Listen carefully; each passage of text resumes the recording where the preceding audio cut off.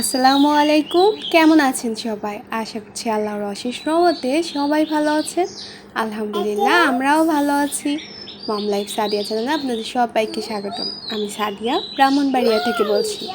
আজকে ভিডিওটা স্টার্ট করেছি সকাল থেকে, আর এখন কিন্তু খুব সকাল। তো আজকে যেহেতু বন্ধের দিন, তো ভেবেছি আজকে একটু পরোটা করব। তো নর্মাল দিনে দেখা যায় ভাত আর ভর্তা, ভাজি, ডাল এগুলোই থাকে।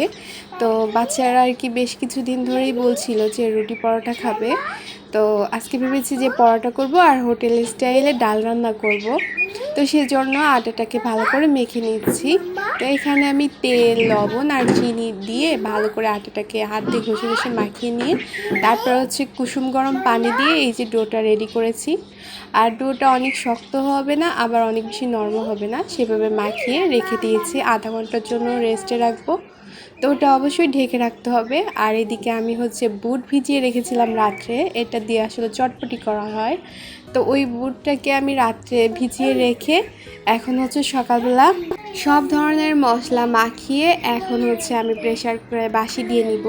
তো এখানে আদা রসুন বাটা, তারপর জিরা গুঁড়া, ধনিয়া গুঁড়া, তারপর পেঁয়াজ কেটে দিয়েছি, আর দিয়েছি কাঁচামরিচ, শুকনো মরিচের গুঁড়া, লবণ, হলুদ, আর হচ্ছে দারচিনি, এলাচ, লবঙ্গ আর তেজপাতা দিয়ে ভালো করে মাখিয়ে এখন হচ্ছে পরিমাণ মতো পানি দিয়ে সিটি দিয়ে দেব।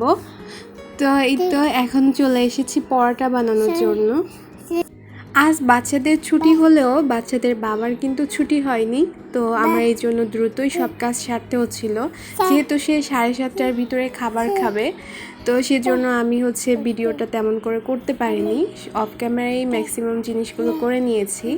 তো এই তো পরোটাগুলো ভেজে নিচ্ছি। তো আমি শুধু পরোটা না, সে দেখা যাচ্ছে তেলে ভাজা খাবারটা ততটা পছন্দ করে না, তো তার জন্য হচ্ছে রুটিও করেছি।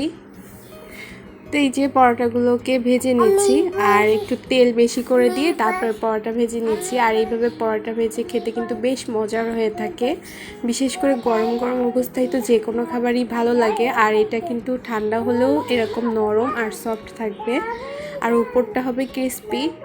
তো এখন হচ্ছে আমার বুটটা তো সিদ্ধ হয়ে গিয়েছে, তো আমি হচ্ছে একটু ফোড়ানি দিয়ে নিব। তো সেজন্য এখানে পেঁয়াজ, রসুন আর শুকনো মরিচ দিয়ে ভালো করে বাদামি কালার করে ভেজে নিচ্ছি। আর সামান্য একটু জিরাও দিয়েছি, আস্ত জিরা দিয়ে একটু ভাজা ভাজা হয়ে ঘ্রাণ ছড়িয়ে গেলে তখন হচ্ছে আমি ডালটা ঢেলে দিয়েছি। তো দিয়ে এখন হচ্ছে এই যে একটু বলক তুলেই নামিয়ে নিব। এতে ধনেপাতা কুচিও দিয়েছি, এটা অপশনাল, যার ভালো লাগবে দিবে, না লাগলে দিবে না। তো এইভাবে ডাল দিয়ে পরোটা খেতে কিন্তু খুব মজার হয়ে থাকে। আমার কাছে তো বেশ ভালো লাগে। দেখা যায় সময় স্বল্পতার কারণে তেমন একটা করে ওঠা হয় না। তো এরপরে ভাবলাম যে ফিল্টারটা পরিষ্কার করে নিই। বাসা থেকে এসে পরিষ্কার করেছি হালকা পাতলা, তো একটু ভালো করে পরিষ্কার করে নিলাম। যেহেতু বাচ্চারা এখনও ভালো করে উঠিনি, কেউ ঘুমিয়ে আছে, আর মেয়ে বিশেষ করে ঘুমিয়ে আছে। তো এই ফাঁকে আছে আমি এইগুলো করে নিচ্ছি। আর এই তো ফিল্টারের উপরে যে ছাঁকনিটা থাকে ওটা কেমন জানি কালো হয়ে ময়লা হয়ে গিয়েছে আর কি, ওটা দেওয়ার কাজ হচ্ছে না। তো সেই জন্য ছাঁকনিটাও চেঞ্জ করে নিয়েছি। নিয়ে ফিল্টারটা তো পরিষ্কার করে এখন এই যে সেট করে পানিও দিয়ে দিয়েছি। আর এইদিকে হচ্ছে বড় ছেলে উঠে গিয়েছে, তো ওর খাবারটা রেডি করে দিয়েছি আর আমিও খেয়ে নিয়েছি। ওইদিকে ওর বাবাও অফিসে চলে গিয়েছে। আর এখন আর ভিডিও করিনি, এরপরে হচ্ছে এই যে এখন ভিডিও করছি। একেবারে বিকালে ভেবেছি মেয়ে ঘুমিয়ে আছে, এই ফাঁকে একটু কাজটা করি। তবে মেয়ে কিন্তু ঘুমিয়ে ছিল ঠিকই, যখনই কাজটা হাত দিয়েছি তখনই সে উঠে গিয়েছে। আর কি করব, তো অফ ক্যামেরায় হচ্ছে আমি কেটে নিয়েছি কিছু কিছু। তো সেই কাটা অংশটা আর কি মাপটা বলে দিচ্ছি। এই সুন্দর ড্রেসটা আমি হচ্ছে দেখেছি ফেসবুকে, তারপরে ইউটিউবে দেখছি যে বেশ মানে সবাই এই ধরনের ড্রেস তৈরি করছে। তো আমিও ভাবলাম করি। তো এই তো উপরের মাপটা হচ্ছে 3 ইঞ্চি, আর নিচের দিকে হচ্ছে পুরো টোটাল নিয়েছি হচ্ছে আমি এখানে কত ইঞ্চি সেটা আপনাদের দেখিয়ে দিচ্ছি। 16 ইঞ্চি নিয়েছি, আর এটা কিন্তু সেলাই সব সহই নিয়েছি, আর 2 বছরের বাচ্চার জন্য।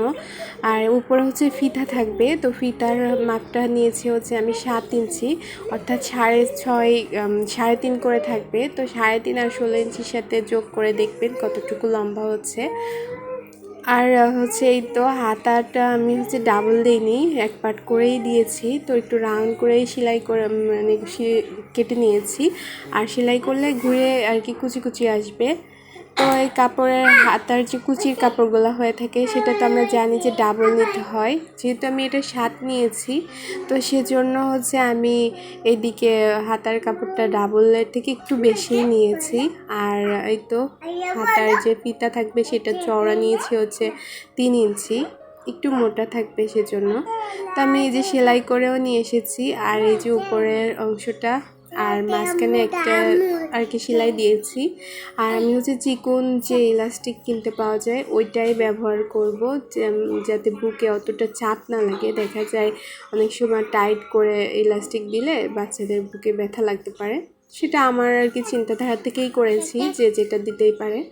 তো আমি খুব চিকন করে আর কি হাতার সেলাইগুলোও করে নিয়েছি। তো এখন হচ্ছে কুচি দিয়ে আর কি করব। আমি আগেই বলেছি আসলে মেশিনে বসে সেলাই করাটা ভিডিও করা হয়ে ওঠে না। আমি যখন ভয়েস দিচ্ছি আমার মেয়ে কিন্তু আমার পাশে ছিল, তো ওর ছোটো ছোটো হাত ভাঙা কথাগুলো কিন্তু ভিডিওতে উঠছে। প্লিজ কেউ খারাপ দৃষ্টিতে নেবেন না। এই তো পুরো জামাটা হচ্ছে কমপ্লিট করে ফেলেছি।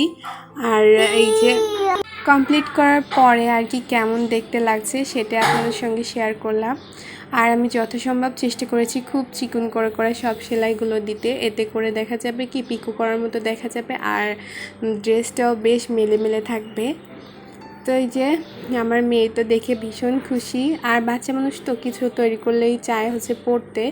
তো এরপরে সন্ধ্যার নাস্তায় হচ্ছে আমি আজকে করেছি পাস্তা, আর সাথে ওর বাবা তরমুজ নিয়ে এসেছে আজকেও। তো ওই তরমুজটাও আবার কেটেছি। তো এটা দিয়ে আর কি আজকে সন্ধ্যার নাস্তা হয়ে যাবে। তো আজকে ভিডিওটি এই পর্যন্ত, এখানেই বিদায় নিচ্ছি। আল্লাহ হাফেজ।